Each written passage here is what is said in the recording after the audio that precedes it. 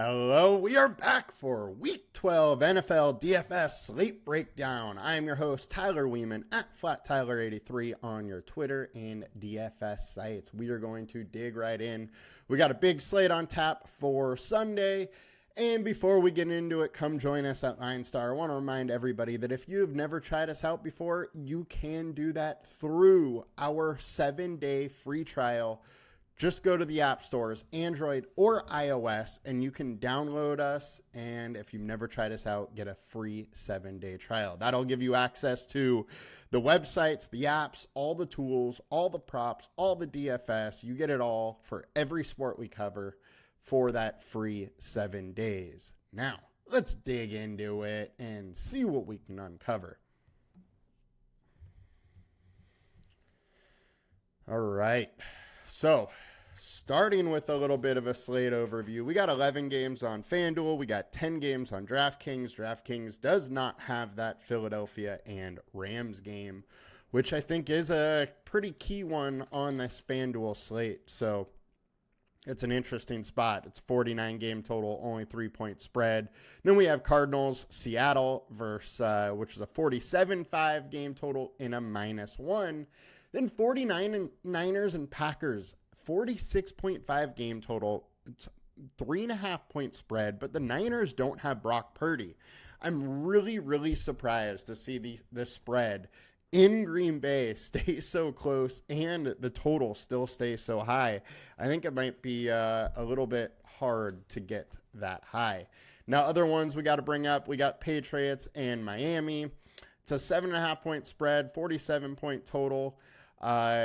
Lastly, Lions and Colts, 50-point total plus 5-point spread. Now, our fastest games of the week, we have Dallas and Washington as the quickest one. We got the Eagles versus the Rams, and then Indy and Detroit as the third fastest. After those three, there is a decent drop-off, but Arizona, Seattle is not too far past that, as well as Denver and Vegas. I think this is a very interesting week because all of the highest game totals, implied point totals, are big spreads. So you got, outside of Philadelphia and the Rams, you got Lions 7 points. Washington is, what were they? They are 10.5. So another giant spread. Miami is like 7 points. KC is a huge spread. So you have all of these offenses where the implied totals are there, but the other team likely isn't to push them. The Eagles and Rams, the Rams absolutely could. They have a very good offense, but that Eagles defense has been very tough. So I think there's a lot of different ways to go this slate, and I'm really leaning into some bigger stacks and trying to look for some shootout type games opposed to skinny stacks and, just hoping you kind of find the nuts. I am feeling that this week is going to be one that you really need to stack. I mean, last week was too. Detroit went absolutely nuts. They went against what they've been doing all year, where they've just been trying to run down everybody's throat, and they just decided to kind of throw it out. And a Detroit stack, kind of won everything. So that could play out this week again with one of these high implied team totals, but the issue there is you're really going to need a team to just be like, hey, screw it, we're going to run up the score and just get these real life reps type thing. I just don't think that is the most likely outcome. And on the week after we just saw it happen, I think that these teams may end up going a little over-owned. Definitely going to get solid exposure to them, but I'm aiming a little bit more and trying to find that outlier game this week. All right, getting over to quarterback. We got a lot of quarterbacks to talk about because of the strategy of which I am going this week, so this might be a little bit longer one than normal. So your high-end, high-owned Kyler Murray is number one, 14% owned. And he's in a great spot. Look, he has 3 games of 25 plus. Seattle is slightly below average. This game has a ton of variance. It could be a lower scoring slugfest, or it could be a high scoring affair. That range of outcomes has just happened in these Seattle versus Arizona games. We have seen 30 to 38 games, 37 to 34 in the last few years. But then we also see the 20 to 21, 19 to 20, 21 to 31. I think most likely outcome, is a 30 to 20 type game or a shootout, I think. I don't think either defense is really going to stop the offense, but I think they could slow them enough where they don't score a ton. But I do think one of these two offenses are going to get theirs and going to get their points. I think Kyler's an interesting spot. And this is a game environment that I do want to stack. I don't mind having Geno on the other side. I think that on both sides of this game, there are good pieces to fit. So definitely fine going with some Kyler. Next, we got Jaden Daniels. He's 9K, 13% owned. Look, we haven't seen a 25-point performance from him since week 4. His rushing hasn't quite been there. We do have a good spot versus the Dallas Cowboys, but the Commanders are fully fine with just winning the game, running the ball, and getting it done that way. And really, we haven't seen many Commanders go off, even in Jaden Daniels' big games, because his big games come with big rushing totals, not so huge throwing totals. So if you want to get some Jaden in a divisional game, go for it. But I think this is a spot where I'm going to be jumping off the chalk a little bit. There's just other places I would rather go. Next, we got Baker Mayfield, 7,900, 12% owned. His price came down a little bit. He has been crushing it all year long, and it does look like Mike Evans is going to be back, which is a huge, huge help for him. I am 100% willing to go to Baker Mayfield in this spot. He has been extremely good. He's done it in wins. He's done it in losses. There's a huge ceiling. I mean, 4 games of 29 plus is a giant, and known stacking partners. So very interested in Baker in this spot. DeVito's on the other side. I really don't think the Giants can keep up, but hey, it really can't be worse than what we've seen from Daniel Jones. So at least slightly interested there. There are some bring back options too. But this is one of those scenarios that I think most likely outcome is the Bucs just rolling on the Giants. And you don't necessarily have to bring a bring back option, but I do think there are a few that are worthy in consideration, especially on DraftKings, where you have Theo Johnson as super low owned at a tight end position. Next, we got Jalen Hurts. So this is specifically for you FanDuel people here. Look, the game total's 3, one of the highest, spread is 3, one of the highest game totals of the week. The big question here is the Rams. Can they score the football? If they're pushing the Eagles a little bit, I think this game sets up to be super, super interesting. Now, the Eagles have been extremely tough versus wide receivers and hard versus the running back. So Stafford is going to have to play an A game to really keep in this one. But I like the Eagles a lot in this spot. Goddard looks great. There's no Devontae Smith, so him, A.J. Brown are, going to be featured in this offense. And then you obviously have Saquon Barkley. A lot of different ways to go with the ball. Jalen Hurts has been rushing a lot and rushing well lately. The thing with him is he's got to get those rushing touchdowns or he is not going to be optimal. That's literally how it's been all season long. He hasn't had to break a slate with his arm. Now, could that change this week? Yes, but I would say it's doubtful that he totally has to.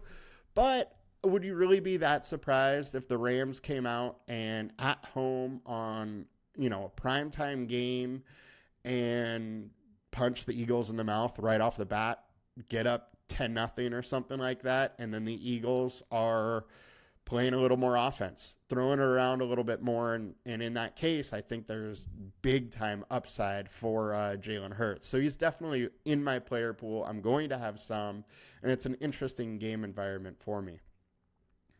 Now, we'll go to some pivots here. On DraftKings, I think Drake May or Tommy DeVito are fine if you want to go there. They're likely both going to be having to throw and in decent spots. On FanDuel, I'm not going there. Our pivots for FanDuel, Bo Nix versus the Raiders. Look, Nix has, in his last 4 games, has a 30 and a 29. The commonality of the 2 spots, it was 2 poor passing defenses. Atlanta, he goes for 29 on. Carolina goes for 30 on. He has those big games he's had all season have been games where they've been able to put up a lot of points against their opponent. Versus Vegas, the first game, he went for 23. He had a rushing touchdown. He had 2 passing touchdowns. That's fully in the range of outcomes. Now, his price is up to $8K, so he's going to need to get 3-4 touchdowns for it to happen, but this is a spot that can happen, and they're still trying to develop this young quarterback, so I don't think they take the foot off the gas pedal for, until a little deeper into this game. Raiders defense totally beatable. Very fine taking some shots on Bo Nix in this spot. But it's not one of my favorites. I have said that I do want to look for those game environments that could go nuts, and I just don't totally know if that is one.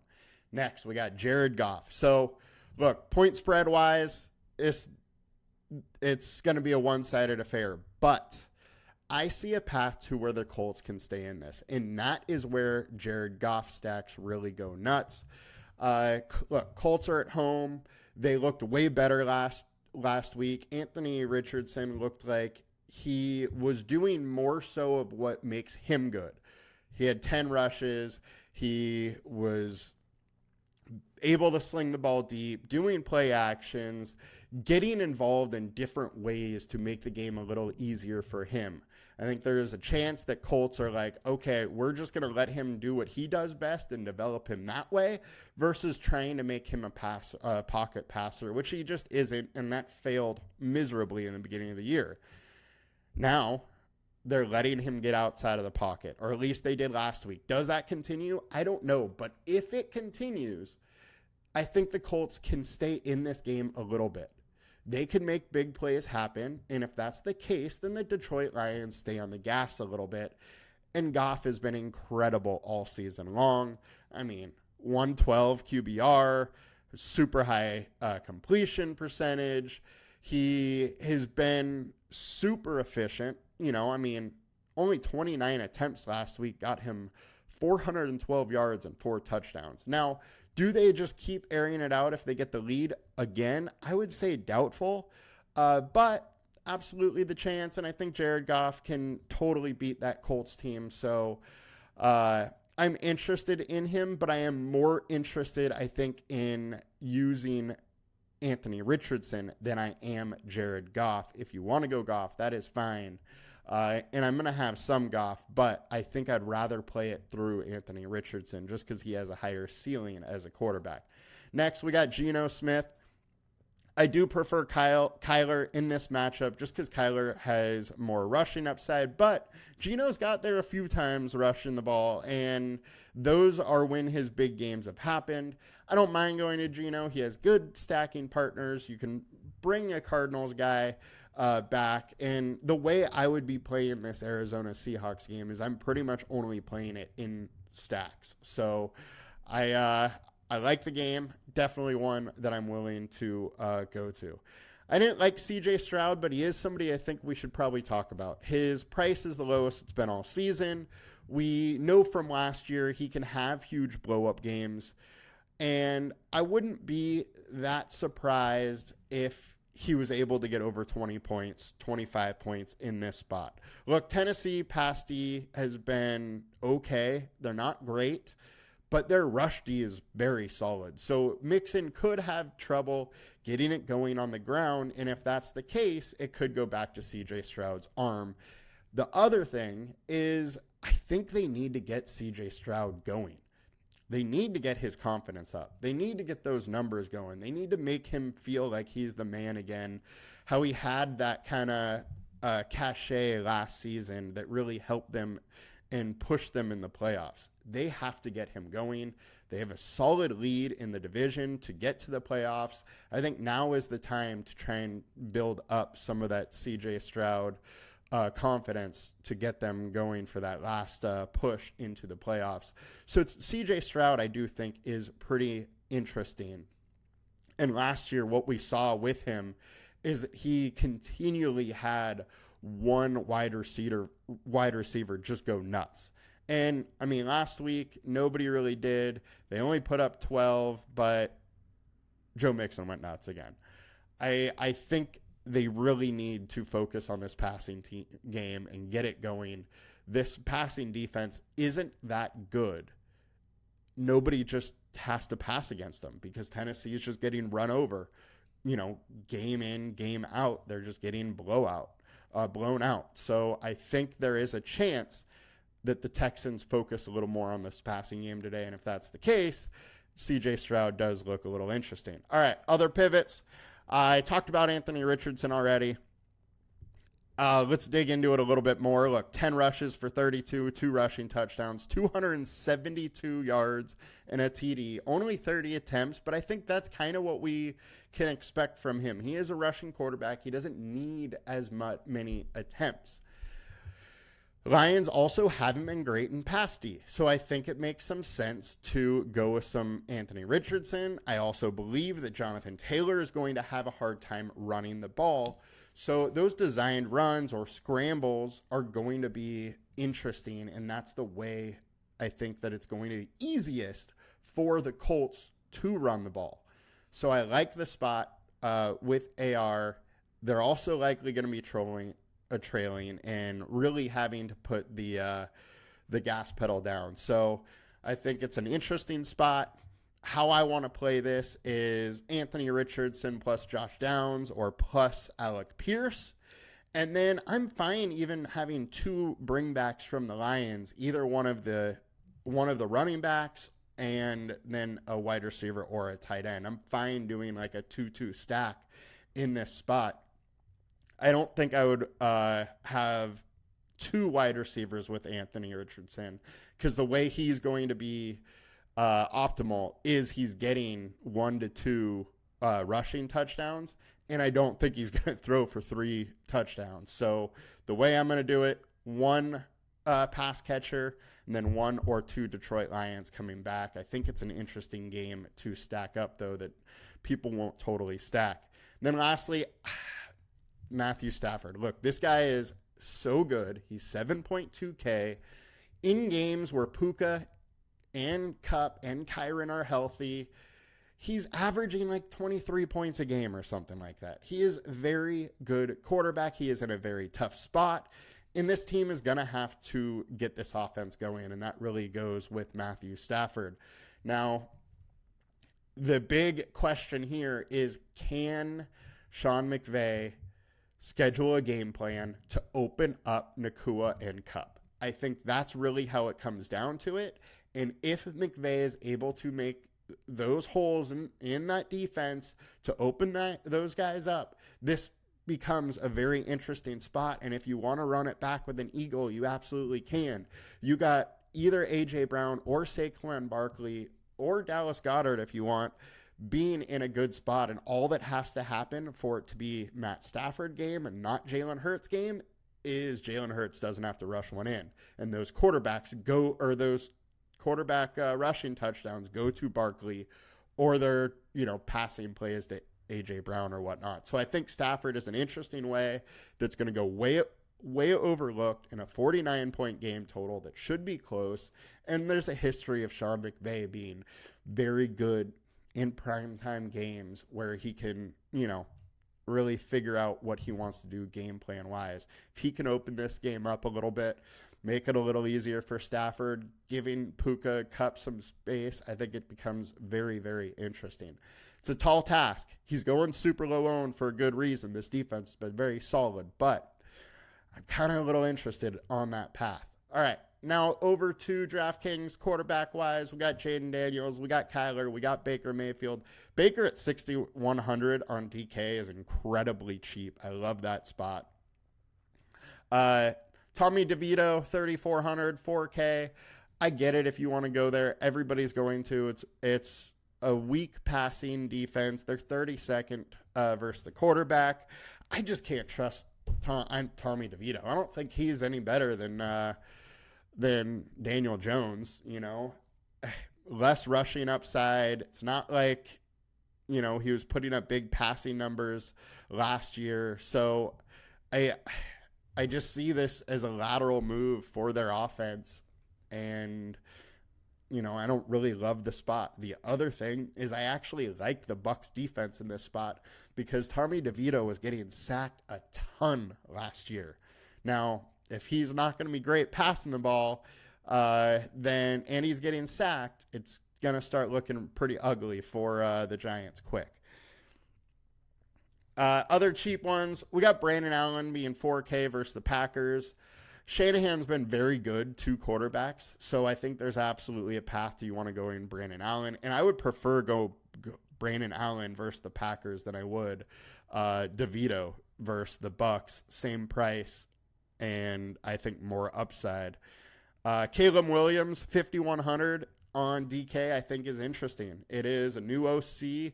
He has some rushing upside. Vikings can get real aggressive, and which opens big play, big playability, and they just haven't been great versus the quarterback. Now, Caleb's going to have to not make dumb decisions, which who knows if that happens, but I do think it's a little interesting. I think the new OC can make things a little easier for Caleb. We have seen him put up 27, 30 before. So versus passing D that's not that great, I do think it's a little bit interesting. They're averaging 36 pass attempts versus Minnesota. So that's a pretty big number. There's going to be a lot of attempts. And with the rushing upside at 5,100, it's a little interesting. All right, getting over to running back. All right. So high-owned running backs, we got Josh Jacobs, 7,600, 36% owned, 4-star alert score. I'm fine if you want to go some Jacobs. My thing is, I think it's going to be very hard for the Packers or the 49ers to really stay in this game. I like Jacobs. I'm fine to go there. He's had 2 20-plus games this year. The only issue is he really needs 2 touchdowns to get there. Is it likely? No. Can it happen? Absolutely. But I do think he's going a little bit high owned. At least the 49ers defense is beat up a little bit. But they've been very good versus the running back. And going versus a defense that is good versus the running back and high ownership at a higher price point, I just don't love that spot. I think I'm going to have Jacobs, but I might not have a ton. Next, Christian McCaffrey, 9.5K, 29% owned. Absolutely fine going to some CMC. If the Niners stay in the game, it's likely because either CMC or Debo are breaking some big ones. So I'm interested in CMC. Going to have some, but not going to, have some insane amount. Like, the workload is there. 23 touches last week, 19 the week before. That's a similar workload to what he was getting last year when he was just putting up 25s on the regular. So I'm fine going there. His price point isn't too high. I can definitely do it. James Conner, 7,700. He is one of my favorite mid-price backs. I love this spot versus the Seahawks. They haven't been able to stop the run all season. Conner has only one 20-point game, though, and that is the issue. He has 3 18, 19-point games. Outside of that, he hasn't had a real ceiling game. And last year, we didn't see it out of him until the very end of the season. So I think for him to be optimal, he's going to need either a huge passing game volume in this one or 2 touchdowns.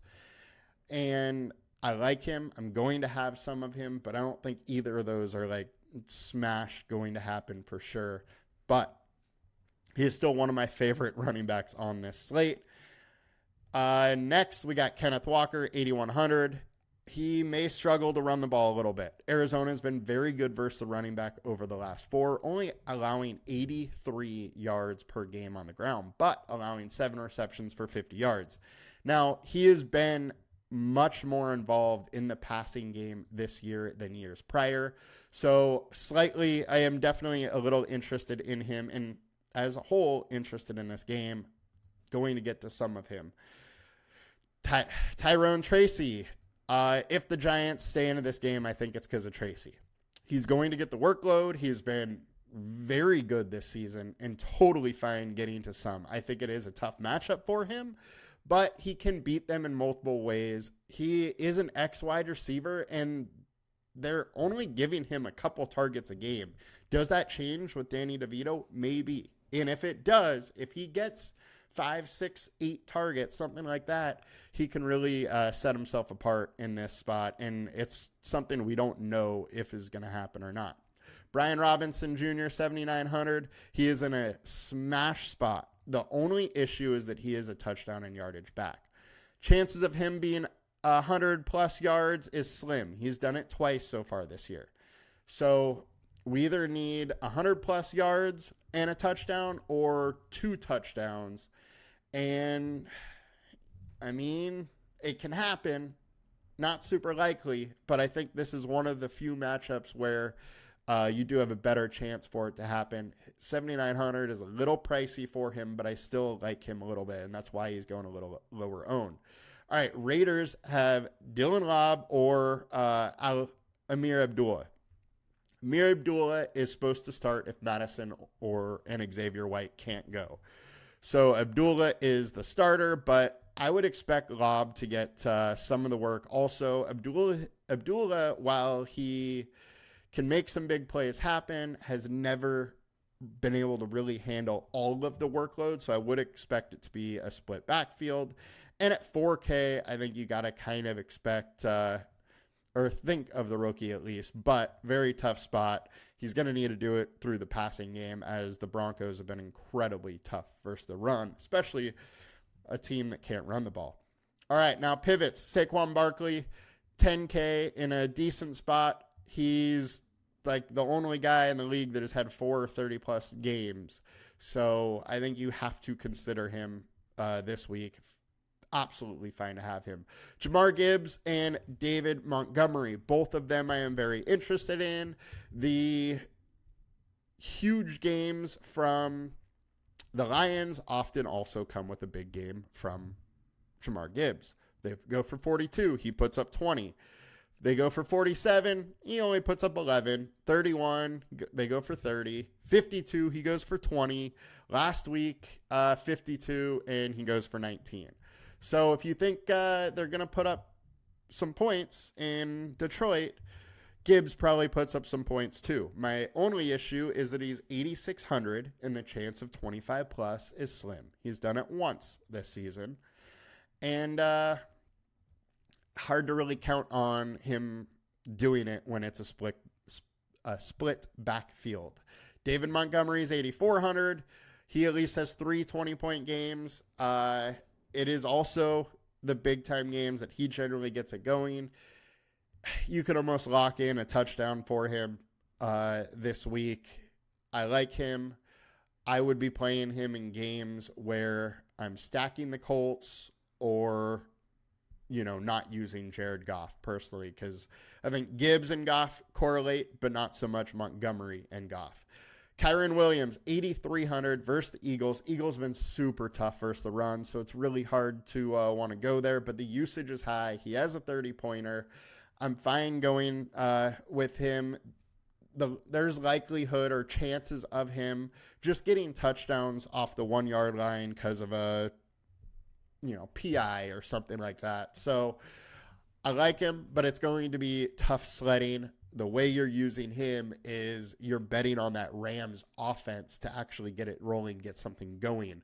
So if I'm using him, I'm probably going to be using at least Puka or or Cup also, because it tends to be when that offense really gets it running, it is both areas, the running and the passing game, kind of get rolling. So fine for some Barkley or some Kyren, but definitely playing it in where I'm using both of them. All right, Bucky Irving, Rachaad White, 6,800, 6,900 in a smash spot versus the Giants.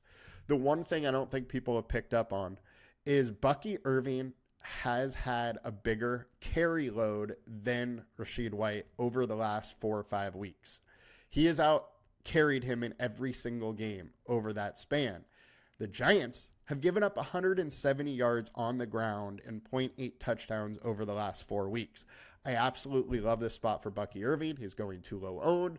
I like it for Rachaad White too. I'm going to have plenty of White. But I do think the Bucky Irving is the one I am more intrigued with over the two, just because I do expect it to be a game where they're on the ground more than through the air. And Bucky Irving still has some target volume here, but on the ground is where I think Bucky Irving's really going to make his money this week, and I'm very interested in having some of low-owned Bucky. Aaron Jones, 7,300 versus the Bears. The Bears' secondary has been very, very good. I think there's a chance that Aaron Jones gets it going this week. He has that 20, 22-point ceiling, 25 maybe. The other thing is Darnold's play has dropped off a little bit. So I wouldn't be that surprised if Minnesota re-engages that run like they were in the first half of the season and try to limit Darnold a little bit. So in that case, Aaron Jones could be back to playing real nice. One issue, though, is he is dealing with a ribs injury. So I don't know how much it's affecting him. He was at a low of 16 touches, which, under that has only happened a couple times this year. But I'm interested in Aaron Jones. I think there's some solid upside. Kareem Hunt, 7,500. There's no Isaiah Pacheco, and it's a smash spot versus the Panthers. I can't believe more people aren't going here. We have it at low ownership right now. On DraftKings, he's going to be super high owned. He's 5,700 there. So he's 1,800 more expensive here, but look at the game logs. 18, 21, 13, 18. The workload is insane. If he gets 25 carries versus the Panthers, I would be shocked if he's not at 80, 90 yards and 1 or 2 touchdowns. Easily could go over 100 in this spot and have 1 or 2 touchdowns. So absolutely interested in him. I think the target volume is going to be gone in this game for him, as they just won't need to check it down. The KC is going to be able to do whatever they want. So there's a decent chance there he doesn't score a ton in the first half, and then it's just all him in the second half. I think with Pacheco coming back, they don't need to be careful of his workload either. So these high carry workload, I think, should be there in this game. And I'm absolutely interested in going to some Kareem Hunt. Devon Achane, 9,100. There is no way he is only 1% owned. Him with Tua just is too much upside. I'm absolutely going to have a lot of Achane, especially if he is only 9,100. The target volume with Tua in under center is just too high, and he already has a solid rushing. He put 17 carries last week with 4 targets. If he has 17 and 4 again, there's a great path to him being optimal. He has 2 25+ with a 24+. We saw last year that he was able to put up 40. He hasn't had one of those big breakout games this year. Fully willing to go there today. Rachaad White, 6,900. Very interested in him as well, as I talked about with Kyren. Getting over to DraftKings, 5,600. Brian Robinson. I think he's in a great spot. Oh, that's not a high ownership. High ownership. James Conner, 30% owned. 6,500 is cheap for him. I'm fine going there. Joe Mixon, 8K, 29% owned. Look, they're going against a very tough rush D. He's going to get the volume, but I don't love this spot versus this rush defense. So might go elsewhere a little bit. 8K isn't too expensive, though. Fully willing to play him. Devon Achane at 7,500 is just a smash. Kareem Hunt at 5,700 smash. Shad White at 5,400. Him and Bucky Irving, I like both. I do prefer Bucky Irving, though. Also fine with the Detroit running backs. 8,500 for CMC is solid, too. Don't mind any of that. Also, if you want to pay, there's no Saquon, so CMC and Achane are the two backs that I would be trying most to get, probably. And over to wide receiver. So, high owned, we got A.J. Brown, 85% owned. He is in that last game of the night. There's no Devonta Smith. He's a smash. Gonna get some of him for sure. Noah Brown, 5,400 versus Diggs. Trayvon Diggs, 4.5 star alert score, 23% owned. Fine if you want to go there as a filler, but it's really not a spot I love. They're going to put up some points, though, so if the touchdown goes to him, he could be optimal. But we haven't seen him break 15, and he's only had one game over 9. So it's not a high confidence play, and he's high owned. So I don't mind just getting different there. Puka, 8,600. It's a very tough spot for him. I am shocked to see him getting this much ownership. But hey, Sean McVay can make something happen. The issue here is that Mitchell, the quarterback for the Eagles, has been just insane and spectacular this year, really slowing down wide receivers. So a little worried about Puka in this spot. But I like betting on that game, so I'm fine having some. Michael Pittman versus Detroit. I unfortunately just think he's the odd man out of this offense with Richardson under center. The issue is that he is all short to intermediate, and he doesn't really have, after catch ability to break the long one. So for me, I'm out on Pittman. I'm going Downs. I'm going Alec Pierce, trying to go for that big play over going with Pittman. If you want Pittman, 5,700 is getting cheap enough where you can still take those bets. He is going to be on the field enough. Target volume is kind of there, but 100 and a touchdown for him just isn't going to happen. I mean, maybe it does now that I said that. DJ Moore, Rome Odunze, both I'm interested. I got to say at 5,400, I'm more interested in Rome. 10 targets last week in the new offense, and Minnesota's been giving it up to the wide receiver. With that being said, 7 for Moore, and Moore is the bigger play threat. So both guys I'm interested in a little bit.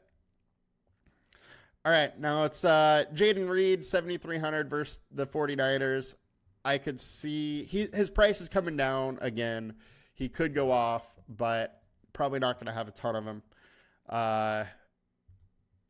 DeAndre Hopkins. So the whole play here, if I play him, I am also going with Kareem Hunt, and it's really just the situation where KC in the first half goes, all right, let's really try and dial in our passing offense, and in that case, Worthy is also interesting, but most likely is he's going to have to get it all done in the first half because the second half is just going to be all running.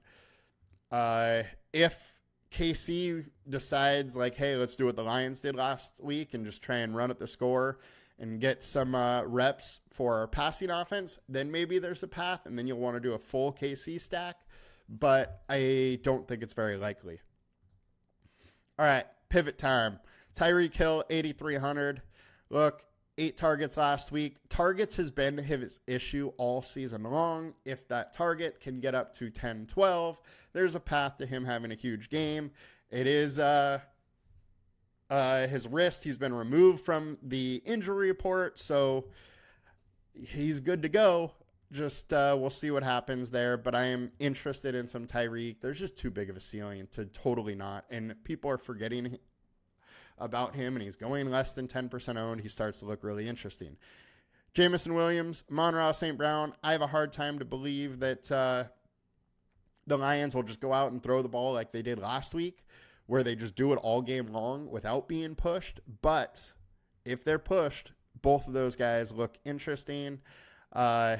Nico Collins. I love Nico Collins. Giant ceiling. Can't believe his price is what it is after being injured and then not having a huge game last week. But if that CJ Stroud has a big game idea that I have happens, it's likely because Nico's broken a big one or two. And I mean, he has the highest ceiling on the slate. It's like him and, Justin Jefferson that could do 202, but Jefferson's in a much worse spot in this game than Nico is this week. Malik Neighbors, have a hard time getting here, but I would expect him to get just a ton of targets. Bucks haven't been great, so if he gets 12 targets, can he get it done? Yeah, probably.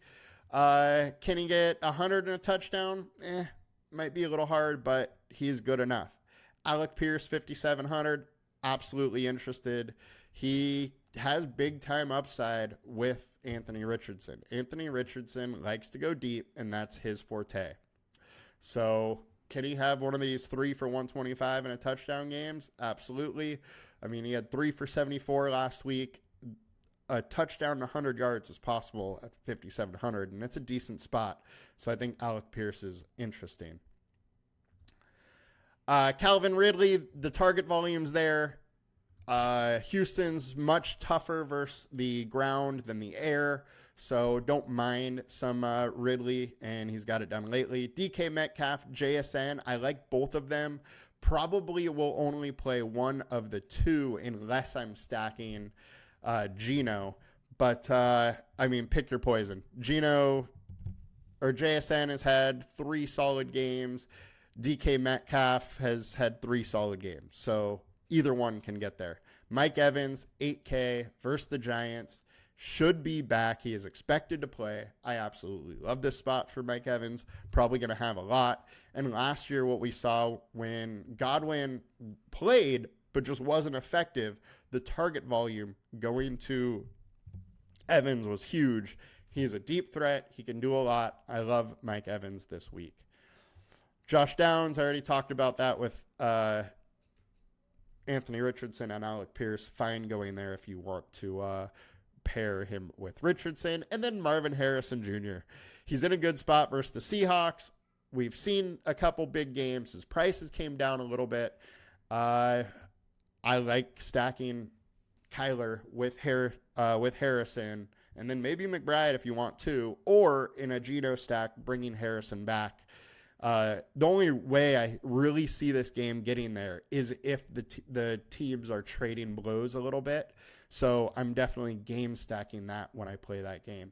All right, wide receiver, DraftKings, Amon-Ra, Noah Brown, JSN, Cortland Sutton, Keyshawn Boutte. Sutton we didn't cover. I am interested in Sutton, and at 5,800 on DK, that is a steal if you're stacking Bo Nix. I mean, he's had 100 or a touchdown in what? 1, 2, 3, 4 of 6 games.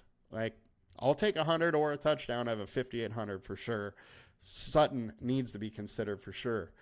Keyshawn Boutte, he's an option. He's only 3,500. He needs to score a touchdown, though, to get it to where he has that, 15, 20 point chance. Does he have that chance? Yes. Fine going there. All right. On to tight end on FanDuel. So Dallas Goedert, 10% owned. There's no Devonta Smith. What we have seen, there's 2 things that really help Dallas Goedert. One of the pass catchers being injured, being Brown or Smith, and a road game. He's averaging like 80 yards a game on the road versus 40 or something like that at home. This game's a road game, and Devonta Smith is out. Dallas Goedert is a clear tight end to consider here. Travis Kelce, I don't mind Kelce. My issue is how much do they really need him this game? The way at his age, he's not breaking big plays. He needs the target volume. He needs 12, 16, targets to be optimal. And I just don't see that as a true path this week. And for that reason, I'm kind of out on him. Fine with maybe a little bit, but I'm not going hard. Cade Otton, his role should still be there with Mike Evans. He's essentially going to take that Godwin. I was trying to say Goddard for a second. Godwin role. So that 6 to 10 or 11 target thing should still be there. He's just a little pricey for me, but I'm fine if you want to. Now, we got some pay down options. Jatavian Sanders. Look what he's done lately. So he got a touchdown, which saved him last week, but 87 yards, 61 yards, 49 yards. Target volume has been there. He's cheap. He opens up a lot if you want to save some salary. All that has to happen is McBride, Kelsey, Goddard, Otton don't quite get there. You know, those guys only go for 12, 15, and it opens up for a guy like Jatavian to go for 10 and be the guy you wanted. Same with Luke Schoonmaker. He's 4,500 in games where he became the one, 6 targets and 10 targets. You gotta like Schoonmaker versus the Commanders. He's going to be targeted. He's cheap. Theo Johnson, 4,800 over the last couple weeks. 6 targets, 4, 3, 5. The target volume is going there. He is a solid receiver. He is a pretty athletic guy. It could be a safety blanket for DeVito. Very interested in Theo Johnson versus a pass D that's not very good and not very great versus tight ends. Very interested in him. And then Trey McBride. Once again, we're coming back to this Seahawks game. I like this game. Definitely going to have some Trey McBride. And lastly, Sam Laporta. Sam Laporta, I'm probably only playing in stacks, but, I mean, too high of upside. We saw those 25-point games last week. He hasn't done it, or last year. He hasn't done it this year, but at his price, we don't need the 25. We need the 15 to 20, and he can definitely do that. All right, high owned on DraftKings. Zach Ertz, Kelsey, Schoonmaker. Ertz, I have a hard time really getting there, but he gets the target volume, and he is probably he's fine. He can get you 12. He can get you 14, 15 plus maybe. He just needs the touchdown, so I'm fine with having some Ertz. Kelsey, Schoonmaker, Hunter Henry, I'm fine. I'm a little interested in Drake May, but don't totally love it. And if I have a little bit of May, you obviously want the guy that's getting the most consistent targets. And let's get it over to DraftKings or defense. Our high-owned Ds, we got Texans versus Tennessee, makes a ton of sense. Dallas versus Washington, I'm out on that. Eagles versus Rams, don't love it, but the pivots. Bears versus Minnesota, I'm interested in. That Bears defense is solid. Darnold's been making some mistakes. There's a path. Bucks versus the Giants. I think this is going to go totally overlooked, but DeVito has allowed a ton of sacks in his starts. So not only is there upside with the sacks, fumbles, turnovers, whatever, you got upside in low points and just getting after the quarterback. Minnesota versus Chicago's just a slam spot. Broncos versus Vegas is another one. And KC versus Carolina, slam spot. And our high owned on DraftKings. Texans, Broncos, Bears, all of them we're fine with. So that'll do it for us today, guys. It's a long one. Sorry I went into a little bit more rants than general, but I wish you guys the best of luck, and I will see you next week. Good luck. Please like, comment, and subscribe. Peace.